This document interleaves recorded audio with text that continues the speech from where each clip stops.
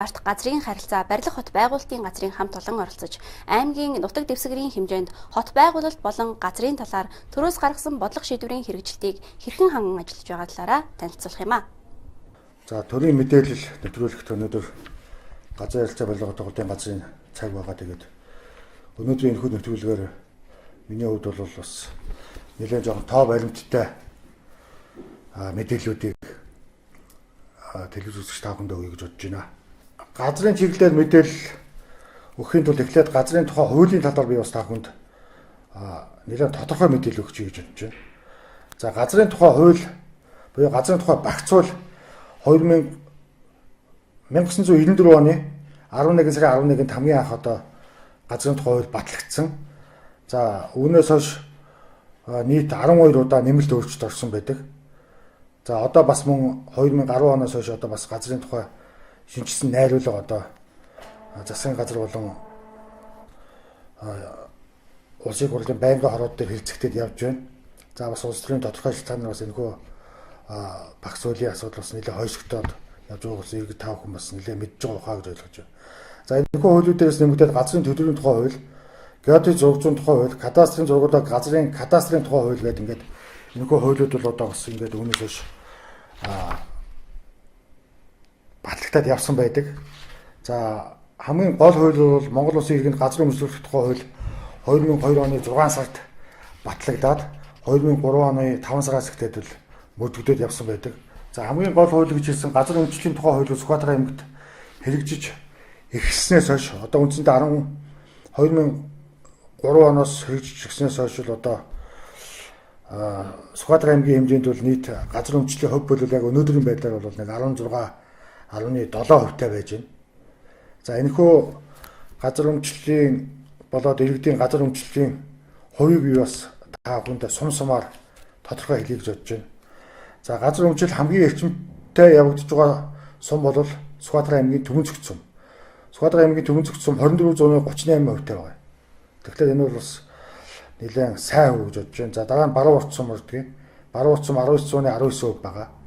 За Эрдэнэ цагаан сум 16.45%, Төвшин Ширээ сум 13.89%, Онгон сум 12.72%, Баяндлэг сум 11.1%, за Халзан сум 11.40%, Сүхбаатар сум 10.79%, Асгт сум 9.63%, Уулбайн сум 9.12%, Мөнхөн сум 7.17%, Наран сум 5.94%, Дарин сум 3.5%. За тэгэхээр юу ойлгож байна вэ гэхээр Төвөнцөгт сум 24.38% та одоо хамгийн өндөр газар өмчлөлийн за хууль хэрэгжээд явж байгаа гэсэн. Хамгийн бага хувьтай нь Дарин сум ерөөсө 3% та газар өмчлөлийн хууль хэрэгжиж байна гэсэн. Хэмжээд бол өнөөдрийн байдлаар газар өмчлөлийн дундчид бол нэг 12-оос 13% тавьдаг. За тэгэхээр аймгийн хувьд бол одоо бас энэ газар өмчлөлөө бол үндсэндээ бас гайгүй явагдаж байна гэж бас иргэд тав хүн ойлгож болох байхаа. За тэгээд аймгийн төв дээр бол тав хүн мэдж байгаа 2009 оноос эхлээд зөвхөн жишг орол маягаар газар өмчлөлийг олгож өгсөн байгаа. Хамгийн эхэлж 2009 онд Завхлан жишг оролын 100 айлын газар олголт тэгээд 2010 оноос эхлээд баг дөрөв жишг оролд өнөөдрийн байдлаар бол 1700-аад айлын газар өмчлөлийн асуудлыг шийдээд байгаа. За тэгээд үүн дээр нэг асуудал гарч ирдэг. Сүүлийн үедээс иргэдэж их асуудал болж байгаа. Одоо ингээд жишг орол гээд одоо ингээд аймгийг тойруулаад газар өмчлөл хийгээд яваад өгөх юм уу гэдэг асуудал гарч ирдэг.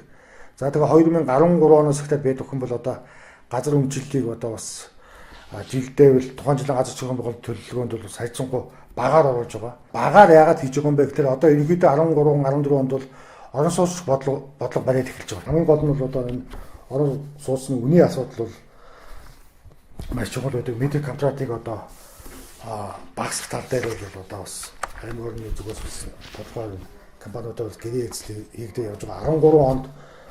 14 онд бол бас медиа контрактууд нэг 200,000 төгрөг өссөн байгаа. Хожимол 1100-аас одоо 1300 болцсон явж байгаа. Зүгээр энийг бол дахиж одоо багасгах дэд үз инженерийн шугам сүлжээгийн төрөөс хийх боломж тэрийг бас нэлээд судлаад ингээд явж байгаа. Монгол банкны ерөнхийлөгчийн тушаалаар одоо бас Сүхбаатар аймагт анхудаага энэ моргижийн зээл буюу ипотекийн зээл хэрэгжиж ирснээр одоо орон сууцны хувийн орон сууц бид бүхний ярьдгаар хаус буюу одоо малчтын зээлийг одоо бас энэ орон сууцнд олгодог болсноороо бас их онцлог болж байна. За хувийн орон сууц болон хаусанд одоо бас 8% үедээ зээл олгогдож эхэлсэн байгаа гэдгийг бас та бүхэнд хэлмээр байна. Энэ жил хийгдсэн нэг том ажил бол мэдээж газар чөлөөллийн ажлууд бол үргэлжлээд хийгдээд явж байгаа. За мөн нэг хийгдсэн том ажил бол энэ жил мухар гудамжийг одоо бүгдийг одоо бас нэг игнэнд оруулсан байгаа. Нийт нэг 11 мухар гудамжаас одоо 5 дугаар багт нэг л мухар гудамж яагаад байгаа. Энийг бол одоо ихтэй гэрээ хийцээ одоо ингээ өнөө маш одоо ингээд чөлөөт бэлэн болсон байна. Баруун орчмын хэмжээнд бол ерөнхийдөө мухар гудамж гэдэг ойлголтод одоо ингээд үндсэндээ байхгүй болж байгаа маа гэдгийг хэлэх бол бас таатай байна. Мөн одоо Сүхбаатар аймгийн хэмжээнд хамгийн том хийгдэж байгаа ажил бол ерөөсөө дахин төлөвлөлтийн ажил. Дахин төлөвлөлт газар чөлөөлтийн ажил бол хамгийн сайн хийгдэж байгаа гэж хэлж болно. За яагаад энэ газар чөлөөлтийг хийгээд байгаа юм бэ? Яагаад энэ дахин төлөвлөлтийг хийгээд байгаа юм бэ гэдэг асуудал бас гарч ирдэг. Энэ талаар би бас үзэгч та бүхэнд би нэг жоохон тодорхой ойлголт өгчих гэж бодож байна. Уламжлалт гэр хороолол гэдэг одоо үндсэнтэй газар өмчтийн хууль хэрэгжиж эхэлснээс хойш уламжлалт гэр хороолол гэдэг одоо бас ингээд аймагтай бол нэлээд юм гэр хорооллууд үүссэн байдаг. Аймгийн орон нутгийн хөгжил цэцэглэл бүтээн байгуулалтанд за мөн одоо гот төлөвлөлтөнд одоо хамгийн өнөөдөр одоо зайлшгүй хэрэгтэй шаардлагатай зүйл бол энэ дахин төлөвлөлтийн ажил юм аа. За өнөөдөр дахин төлөвлөлтийн ажил бол Монгол улсын хэмжээнд би Сүхбаатар аймагт бол хамгийн сайн хэрэгжиж байгаа гэдгийг би амбар том хэлж чадж байна. Яагаад ингэж хэлж байгаа юм бэ гэвэл өнөөдөр Сүхбаатар аймгийн хэмжээнд бол одоо 41 байршлын 674 объектыг чөлөөсөн байдаг юм байна. За энэ бол 113 га газар. 113 га газар. За дахин төлөвлөлтийг хийснээрээ энэ бас Сүхбаатар аймгийн нүүр царай өөрчлөгдөд энэ газар чөлөөлөлт хийгдснээрээ бол одоо тухайн газар дээр тухайн байршил дээр газар чөлөөлтийг хийгээд дахин төлөвлөлт хийгээд гисгчдийн нөхөд төлөвлөгөө гаргаад ингээ ажиллаж байгаа нь бол үнэхээр одоо аймгийн орон нутгийг хөгжиж байгаа гэдэг энэ үгний цаана бол хамгийн том ажил бол дахин төлөвлөлтийн ажил хийж байгаа гэдгийг гэж бас дахин хэлмээр байна. Ялангуяа 2013 онд бол одоо яг түүхэн газар чөлөөлтийн ажил хийгдсэн гэж миний хувьд бол онцолж хэлмээр байна.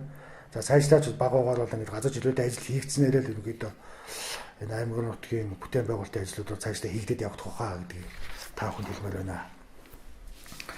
За газрын харилцаа барилга төвлөрийн газарт бол газрын бүтцүүд энэ барилгын ажил, барилгын техник хяналтын ажил, за барилгын өсөлт их засварын ажлууд дээр одоо техник хяналт хийдэг байгаа.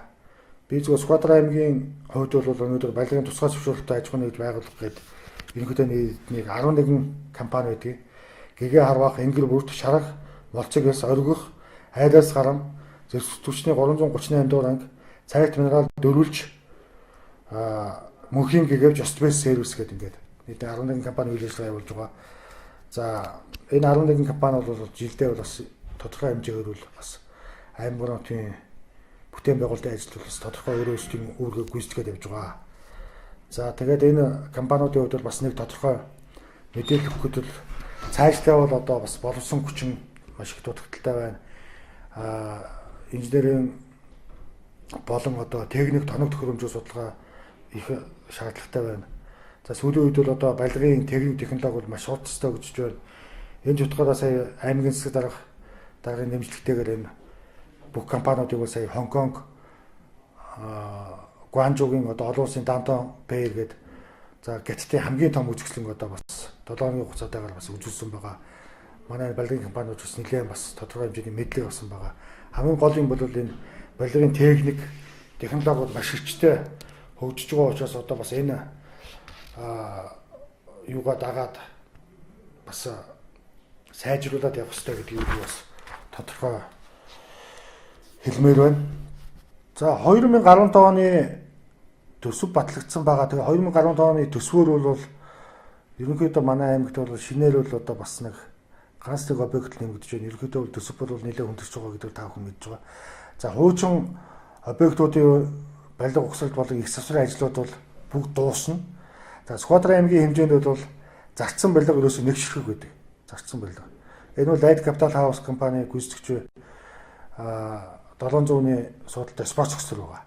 Спорт зохицолоор бас гүйцэтгэгч компани нэгдүгээрт хариуцлагагүй хандсан, хоёрдугаарт одоо бас энэ барилга угсралтын явцад одоо бас энэ хөлдөлтийн бас нэг бага зэрэг юмнууд гарсан байгаа зүгээр.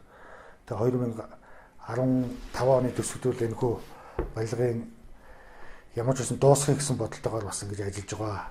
Тэгэхээр Сүхбаатар аймгийн хувьд бол ямар ч үсэн зарцсан барилга нэг байгаа. Энэ зарцсан барилгаа бол ямар ч үсэн 15 онд дуусгах гэсэн төлөвлөгөөтэй ажиллаж байгаа. За цааш бол мэдээж ахаад одоо улсын төсвийн хөрөнгө оруулалтаар болон аймгийн төсвийн хөрөнгө оруулалтаар бол гол хийгдэх ажил бол энэ замын ажил. Аймгийн төвийн замуудыг бол одоо бүгдийг нэмж асфальтлах гэдэг юм зорилттой ажиллаж байна. За мөн дээрэс нь одоо аймгийн төвд бүрэн хэмжээний камер суулгуулна гэж байгаа. За гэрэлтэн дохио тавья гэж байгаа. За тэгээд мөн цааш төлөвлөж байгаа ажлууд бол бас нэлээд байгаа. Бас дахин төрөлтэй ажиллаж хийгдэн газар зохиолын ажиллаж хийгдээд л явна гэсэн төлөвлөгөөд ажиллаж байгаа. За 2015 оны хувьд бол газар олголтын ажил бол одоо тухайн жилийн газар зохион байгуулалтын төлөвлөгөөгөөр бол аймгийн иргэдийн төлөөлөгчтэй болон тэргүүлэгчдээр батдаг байгаа. Зүгээр одоогийн байдлаар бэлтгэгчтэй явж байна. 2015 оны эхний 1 сард бол энэхүү манай газар зохион байгуулалтын төлөвлөгөө бол иргэдийн ордын тэргүүлэгчдээр батлуулаад гарчих واخ гэж бодож байгаа. За мөн Сүхбаатар аймгийн хэмжээнд хөгжлийн ерөнхий төлөвлөгөө өгсөн Онгон наран, Эрдэнэ цагаан, Даргин, Бичигт гэх мэт сумууд байдаг. За мөн Эрдэнэ цагаан суманд шинжлэгдсэн сум төслийн хэмжээнд одоо бас Эрдэнэ цагаан сумын хөгжлийн ерөнхий төлөвлөгөө хийгдэж байгаа. За Баруун цэмийн хөгжлийн ерөнхий төлөвлөгөө бас дахин одоо хийгдээд явж байгаа гэдгийг бас та бүхэн хэлмээр байна. За ер нь бол өнгөрсөн жилүүдэд хөгжлийн ерөнхий төлөвлөгөө газар зохион байгуулалтын ерөнхий төлөвлөгөөгөө яваад байсан. Тэгээд одоо ямар ч гэсэн хөгжлийн ерөнхий төлөвлөгөөтэй болоод явбал за аймгийн хувьд бол одоо шинэ баруун уртыг бол аймгийн нисэх бодлыг угшаага нүүлгэсний дараа бол аймгийн угшаага сайхан нийлүүлсэн сайхан тал байгаа. Тэгээд угшаага шинэ баруун урт гэдэг бол одоо бас 2020 оноос ч юм уу одоо бас энэхүү ажил хийгдээд явах байгаа гэж ойлгож байна. Газраа шийдвүүлж чадсангүй өргөдлөгөөр 3 жил боллоо, 5 жил боллоо гэдэг бас асуудлууд бол байдаг. За энийг 2014 онд бол бас нэлээд багасгасан байгаа. Энэ жил бол одоо иргэдээс өргөдөл аваагүй шүү дээ. Тийм учраас хуучин 300 гаруй өргөдлөөс энэхүү өргөдлийг бол нэлээд багадуулах тал дээр бол нэлээд ажилласан. Баг дөрвөлжийн хойд талаар за мөн 100 дургийн хойд дээр бол энэ жил газар олголтын ажлыг хийгдсэн. Ерөнхийдөө бол одоо энэ жилүүл ямар ч үсэн газар олголт за өргөдлөөгөө газрын асуудал шийдэхгүй байна гэдэг асуудлыг бол бүрэн дуусгана гэдэг энэ төлөвлөгөөд ажил хийж байгаа. 2015 онд бол одоо тухайн жилийн газар зохион байгуулалтын төлөвлөгөөний дагуу за хаана одоо ямар газар олголт хийгдэх вэ? Яг энэнийхээ дагуу одоо иргэдээс өргөдлөө аваад 2015 онд газар олголтын ажлыг хийнэ гэж бодож байна. За энэ онд аймгийн хэмжээнд нийтдээ 58 барилга байгууламж, зам талбай, талбай барилга ухсгалт их сурын ажил хийгдсэн. За үүнээс өнөөдрийн байдлаар 36 барилга байгууламжийг байнгын ашиглалтанд хүлээж аваад байна. За энэ ажилд улсын төсвөөс нийтдээ 20 гаруй тэрбум төгрөг, за аймгийн орон нутгийн төсвөөс 12 тэрбум төгрөг, за мөн хувийн хөрөнгө оруулалтаар энэ ажилд 30 гаруй тэрбум төгрөгийн хөрөнгө оруулалт хийсэн юм дүн мэдээ гарч байна. За энэ барилга байгууламжаас томоохноос нь дурдвал за аймгийн төвд 200 ортой хүүхдийн дотор байрын барилгыг ашиглалтанд саяхан хүлээж авлаа.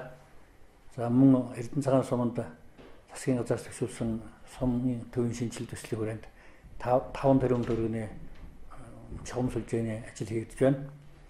За энэ ажилд бол Монгол Улсын засгийн газраас 16 аймгийн нэг сумын төвийн одоо иж бүрэн инженерийн сум сүлжээ шинээр тавих ажлыг хийхэд төлөвлөж байна. Энэ нийтдээ улсын хэмжээнд бол 80 тэрбум төгрөг төлөвлөсөн байсан. За энэс манай аймгийн Эрдэнэ цагаан сум хамрагдаж энд 5 тэрбум төгрөгийн ийм ажил хийгдэж байгаамаа. За мөн энэ онд Баян дэлгэр сумын сургуулийн хичээлийн байр 300 хүүхдийн хичээлийн байрыг өргөтгөж ашиглалтанд орууллаа. За мөн аймгийн төв болон сумдуудад нийтдээ оны эхнээс өнөө өдрийн байдлаар 200 гаруй айлын орон сууцыг ашиглалтанд оруулаад байна. За үүний томооноос нь дурдах юм бол Гэрийн таван хотгонд оны эхэнд 45 айлын орон сууцыг ашиглалтанд оруулсан. За мөн боловсрол хотгонд 16 айлын орон сууц, за Баян дэлгэр суманд бол 23 айлын орон сууц ашиглалтанд орсон байгаа. За мөн энэ оны 10 дугаар сард боловсрол хотгонд аймгийн төв дээр 104 айлын орон сууцыг ашиглалтанд орууллаа. За мөн Баруун сумын 1-р багт 9 айлын 3 орон сууцыг ашиглалтанд оруулснаар нийтдээ ингээд 200 орчим орон сууц энэ онд ашиглалтанд орсон байх юм. За сургуулийн хичээлийн байрын хувьд бол 640 хүүхдийн сургуулийн байрыг аймгийн төвийн баригдаж сая ашиглалтанд ороод байна. Мөн Баянлаг сумын одоо түрүү ярьсан Баянлаг сумын сургуулийн хичээлийн байр өргөтгсөн гэсэн. За одоо Төмөн Зөвхт суманд 320 хүүхдийн сургуулийн барилга өргөтгөл хийгдэж баригдаж байна. Асгат сумын 320 хүүхдийн сургууль энэ онд багтж ажлын дуусч ашиглалтанд орох болно. За энэ асгат сумын сургуулийн хувьд бол нэлээд он дэмж сум барилга байгаа. Гэхдээ энэ жил ямар ч байсан одоо үлдэгдэл дутуу ажлуудаа хийгээд ашиглалтанд оруулахаар одоо ажил нь хийгдэж байна. За мөн зөвхөн шинээр барилгаас гадна засварын ажлууд нэлээд 2-3 сумдад хийгдсэн байна. Жишээлбэл Онгон сумын сургуулийн хичээлийн байрыг засварлсан. Мөн Уулын сумын хичээлийн сургуулийн хичээлийн байрыг засварлаа. Аймгийн төвийн 2 дугаар сургуулийг сургууль засвар хийгдсэн байна. За мөн Мөнхөн суманд одоо асгах сумдууд шинээр цэцэрлэгийн барилга шинээр эхлээд байна энэ онд. Тэгвэл эрүүл мэндийн салбарын хувьд бол аймгийн нэгдсэн эмнэлгийн халаалтыг шинжилсэн. За Халзан сумын эмнэлэгт бас засвар хийлээ. За уламжилт хандгах ухааны эмнэлгийн барилгыг бол шинээр иргэн төлөвт нөхцөлтэйгээр барилгын ажлыг эхлүүлээд байна. За мөн олимп зохицлоо гэж одоо манай хөлбөмбөгийн толгой гэдэг одоо 20 айл байсан хуучин газрыг чөлөөлсөн энд барилгын одоо талбайн ажлын эхлэл тавигдаад байна. За мөн усан бассейны барилгын ажил шинээр аймагт барьж эхлээд байгааг та бүхэн мэдж байгаа. За мөн энэ мэтлэнгээр одоо улс орон нутгийн төсвөөс хийгснээс гадна хувийн хөрөнгө оруулалтаар бол одоохондоо бас аймагт нэлээд олон бүтээн байгуулалтын ажлууд хийгдэж байна. За үүний хамгийн том жишээ бол одоо 16 давхар Ховс үйлчлэгийн төвийн барилга байгаа. За энэ барилгыг 2015 оны дундуур ашиглалтанд орох болно. За энэ барилга ашиглалтанд орсноор нийтдээ бидний доорх цовруул 4900 метрик квадрат орчим ажлын байр бий болох байх. За мөн энэ барилга ашиглалтанд орсноор аймаг орны үзмж сарайд бол асар их одоо хувь нэмэр оруулна гэж ингэж ойлгож байна. За улс орны эдийн засаг хүндрэлтэй байгаа энэ үед манай аймагт бас чамгүй хөрөнгө хуваарлагдсан гэж бид гэж ойлгож байна. За энд одоо жишээ татаад хэлэхэд бол 700 хүний суудалтай спорт хөтөлбөрийн барилгад энэ жил төлөвлөсөн байгаа. За энэ барилгын хувьд бол бас одоо бас он дамжиж нэлээд удсан. Одоо манай аймгийн хувьд бол зарцсан барилгуудаас одоо энэ барилгыг үлдсэн байсан.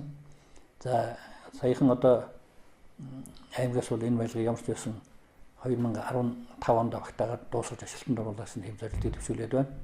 За мөн энэ 2015 оны төсөвт бол эрүүл мэндийг дэмжих төв ийм барилгыг дуусгахаар хөрөнгө тусгацсан байгаа. Наран сумын соёлын төв баригдаж дуусна.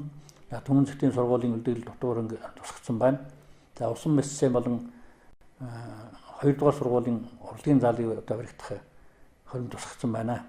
За энэ ажлыг хийгдсэний үр дүнд бол манай аймагт дуусаагүй барилга байхгүй болох юм аамсандээ бол бүх барилгууд одоо баригдаад дууссан байна.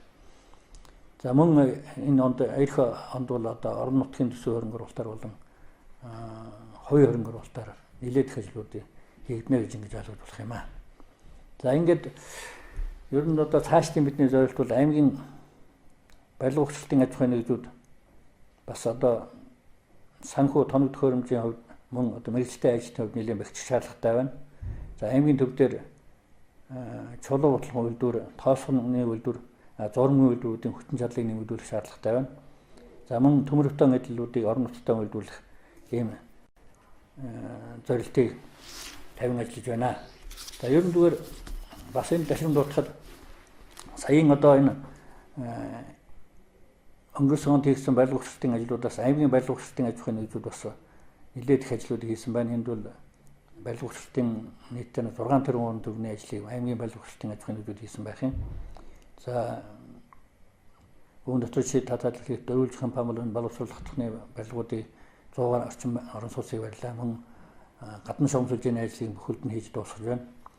За мөн гэгийн харвах компани бол уулын онгоны сургуулиудын засварын ажлуудыг хийсэн байхад ойрох компани Мөнхөн сумд халуусны барилгын ажлыг хийж аймгийн нэгдсэн эмнэлгийн халаалтын ажлыг хийсэн байна. За Мөнхөн гэгэвч компани болохоор зэрэг шүүхийн шийдвэр үүсгэх газрын 16 айлын орон сууцыг барьж байгаа.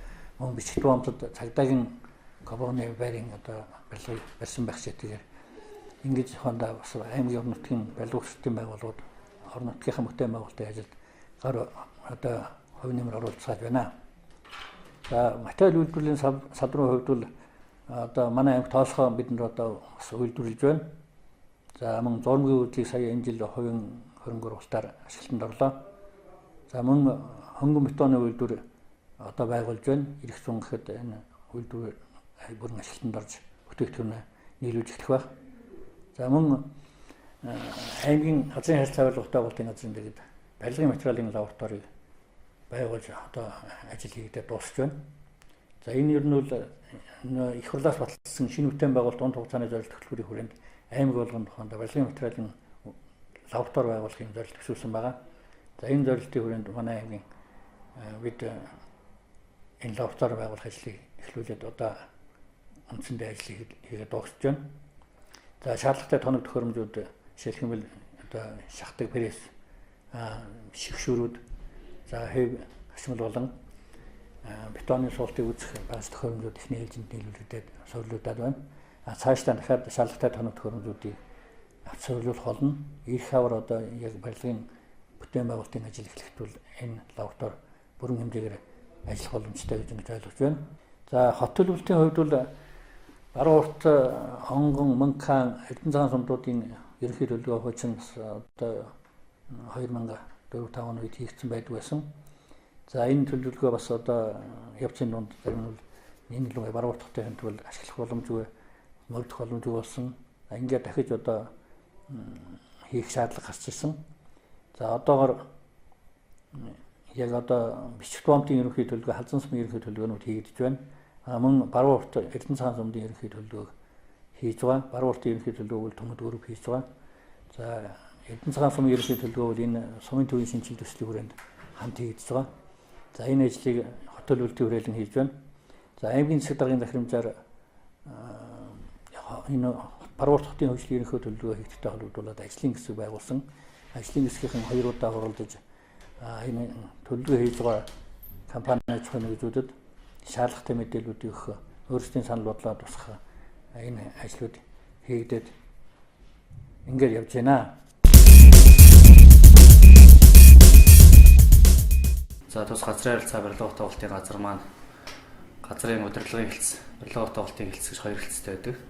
За газрын удирдлагын хэлтсийн хувьд Монгол Улсын газрын тухай багц хууль, Монгол Улсын иргэнд газар өмчлөх тухай хуулийн хэрэгжилтийг мөн түүнтэй холбогдсон орсон тогтоолж урам заавар аргачлалыг орон нутгийн хэмжээнд хэрэгжүүлэх зүйлийг зохион байгуулан ажиллагаа.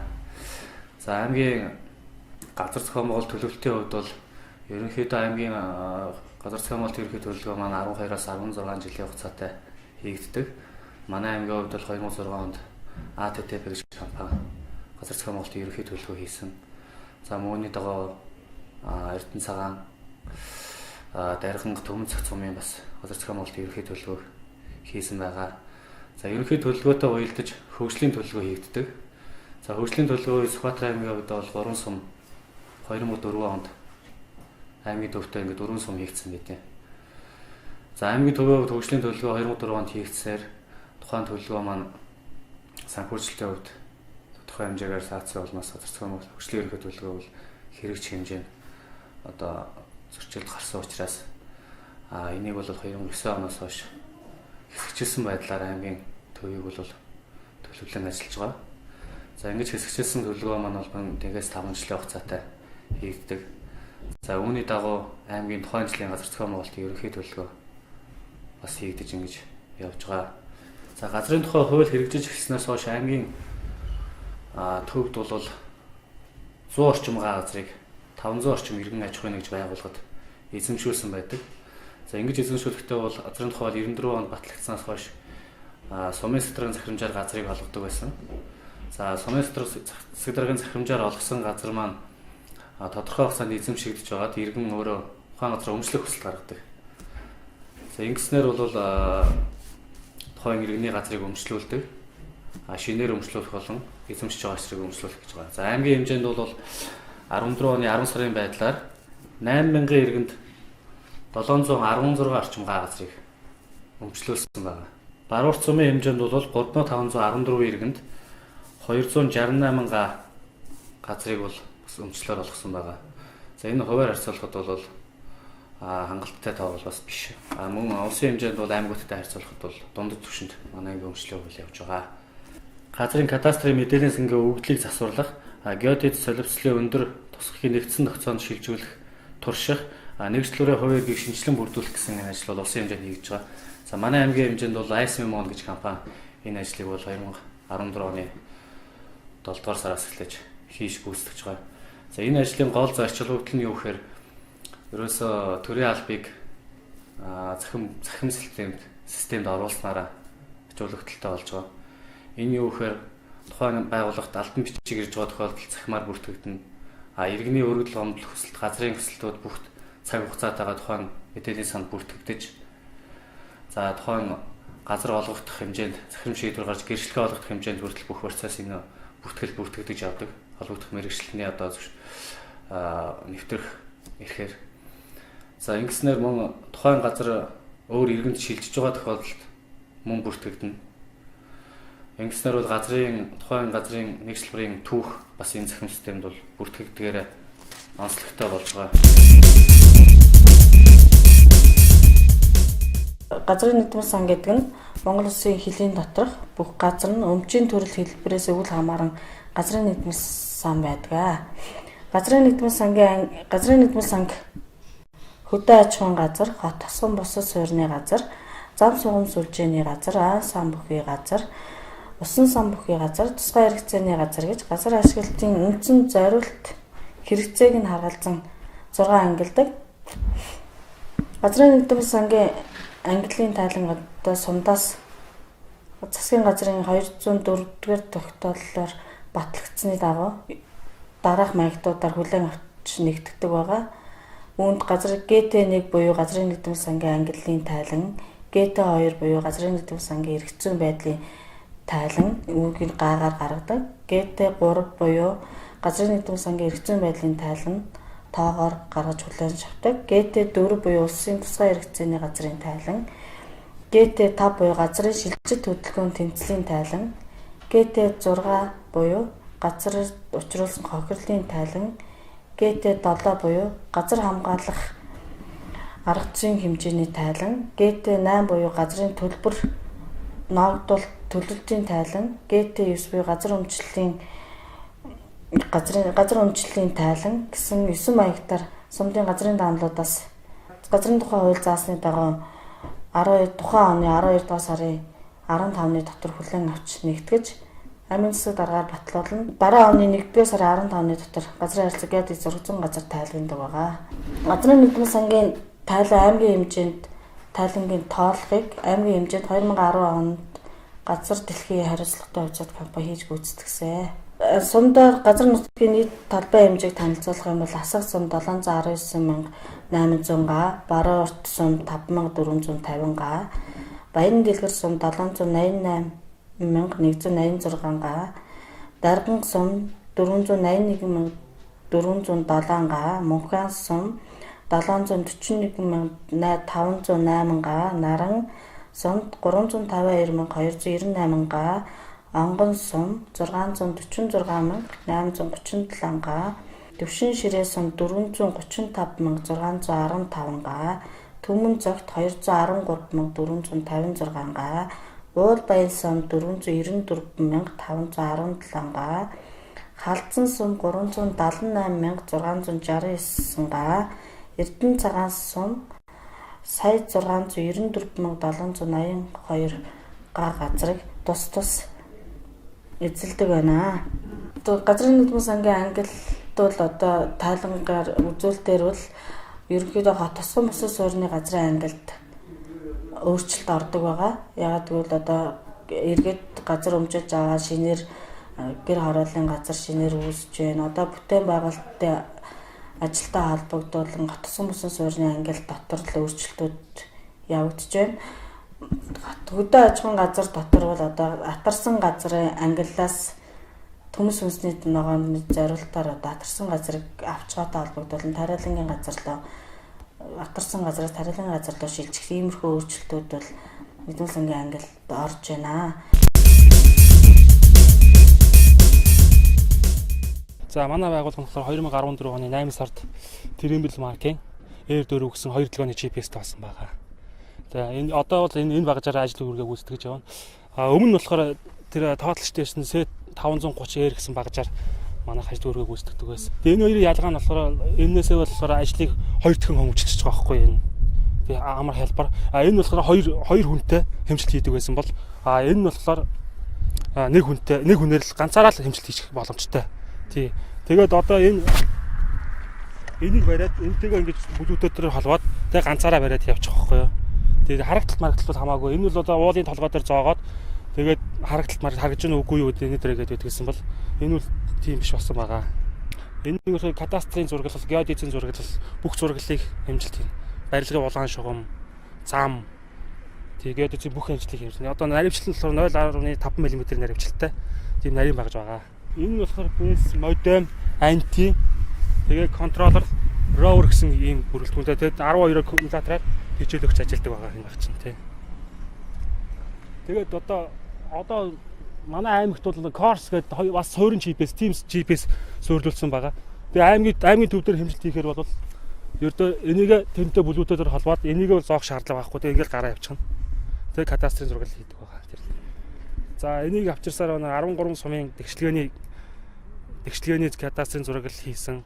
Тэгээ замын тараасыг болохоор тавьсан байгаа. 13 суманд бүгдэн дээр хэмжилт хийсэн байгаа тий. Тэгээ одоо бол баруун уртраа хэмжилт хийгээ явж байгаа. Тий. За энэ 5 дугаар багийн одоо жишг хорооллыг тэгээд энэ 4 дугаар баг тэгээд энэ жишг хороол дээр бүгдээр нь ажилласан, мухар годомжон дээр ажилласан байгаа. Тэгээд энэ замын тараасыг тавьсан байгаа. Тэгээд цэргийн ангийн урд дур хөндлөн гарч байгаа замын тараас. Тэгээд энэ 5 дугаар дөргийн замын тараас дээр бүгдэн дээр нь ажилласан байгаа та. Бүх сумчаа хөгжлийн ерөнхийлөгчдөө босноор одоо тэгээд энэ ажлууд одоо гашааны тараас, тэгшилгээ, зам тэрийг бол бүгдийг одоо энэ багцаар хийсэн хийж гүйцэтгсэн байгаа. Нарийн хвчлэлтэй ямар ч алдаа мадаггүй хийсэн байгаа. Тэгээ одоо иргэдийн хувьд бол одоо кадастрынхаа зураглалыг хийхдээ л одоо заавал гашаатсан байх хэвээр. Хэрвээ гашаажаагүй бол эргэлтийн цэг суулгаж үж заавал кадастр хийх хэрэгтэй байгаамаа. За энэ нь яагаад тэгж байгаа юм гэхээр сүүлд нь хэмжээ талбай зөрөхгүй. Тэгээ хэрвээ хоосон газар дээр ингээд кадастр хийчихсэн тохиолдолд сүүлд нь гашаага яг нөгөө хэмцэн цэг дээрээ бол барихгүй тохиолдол зөндөө гардаг байхгүй юу. Тэгээд тийм тохиолдол тийм учраас одоо ингэж заавал гашаа эсвэл эргэлтийн цэг суулгаж кадастр хийнэ л гэсэн үг тий. Тэгээд нэг цэгийн иргэдэд хэлэхдээ нэг цэгийн үнэ нь бол 5924 байгаа. Тий. Тэгээд юу нэг шталрын хувийн хэргийн мөнгө тусдаа 13790.